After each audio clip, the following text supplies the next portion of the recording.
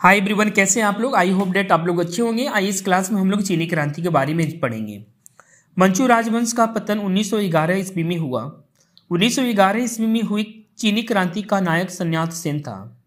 1905 ईस्वी में सन्यात सेन ने तुंग मेंग दल की स्थापना की, जिसका उद्देश्य चीन में मंचू वंश के शासन को समाप्त करना था।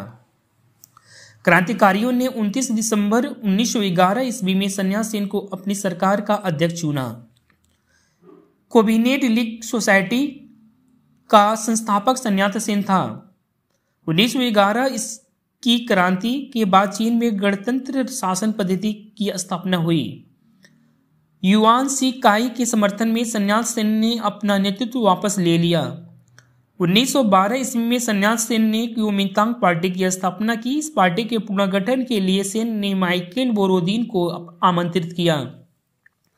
डॉक्टर सन्यात सेन ने अपनी सेना के संगठन के लिए जनरल गैलेन को चुना। डॉक्टर सन्यात सेन के 3 सिद्धांत थे: राष्ट्रवाद, लोकतंत्रवाद और सामाजिक न्याय। डॉक्टर सन्यात सेन को चीन का राष्ट्रपिता कहा जाता है। तांग वंश। चीन में तांग राजवंश के तहत एक साम्राज्य स्थापित हुआ जो लगभग 300 वर्षों तक 7वीं से 9वीं सदी तक सत्ता में रहा। इसकी राजधानी शियान दुनिया के सबसे बड़े नगरों में से एक थी। तांग साम्राज्य परीक्षा के माध्यम से नियुक्त की गई नौकरशाही द्वारा प्रशासित होता था। डॉक्टर सन्यात सेन की मृत्यु 1925 ईस्वी में हो गई। डॉक्टर सन्यात सेन की मृत्यु के बाद चियांग काई शेक 1926 ईस्वी में कुओमिंतांग पार्टी का नेतृत्व संभाला। 1927 ईस्वी में कुओमिंतांग पार्टी से साम्यवादी लोग अलग हुए। चीन में गृह युद्ध 1928 ईस्वी में शुरू हुआ। 1925 ईस्वी को हुनान के विशाल किसान आंदोलन का नेतृत्व माओ से तुंग ने किया। माओ से तुंग का जन्म 1893 ईस्वी में हुनान में हुआ था।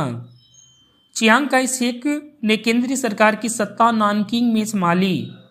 चियांग काई शेक ने अपनी सरकार की स्थापना फार्मोसा में की। साम्यवादियों के दमन करने के लिए चियांग काई शेक ने ब्लू शर्ट आतंकवादी दल का गठन किया। माओ से तुंग के नेतृत्व में 1 अक्टूबर 1949 ईस्वी में जनवादी गणराज्य की स्थापना चीन में की गई। चीनी साम्यवादी गणतंत्र का प्रथम अध्यक्ष माओ से तुंग था। चीनी जनवादी गणराज्य का प्रथम प्रधानमंत्री चाओ एन लाई था। चीन के जनवादी गणराज्य की राजधानी हुनान था। खुले द्वार की नीति चीन में अपनाई गई। चीन के द्वार खोलने का श्रेय ब्रिटेन को दिया जाता है। खुले द्वार की नीति का प्रतिपादक जॉन हे था। चीन एशिया का मरीज के नाम से जाना गया। चीन की कम्युनिस्ट पार्टी की स्थापना 1921 ईस्वी में हुई। Thank you everyone.